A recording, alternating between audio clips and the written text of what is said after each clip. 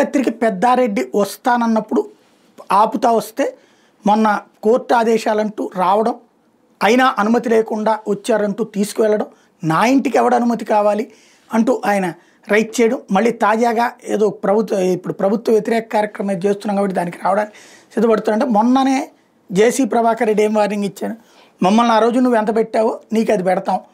At the same time YCP కార్యకర్త ఎవరెవరైతే ఉన్నారో వాళ్ళ సంగతి తేలుస్తామని ప్రకటించారు.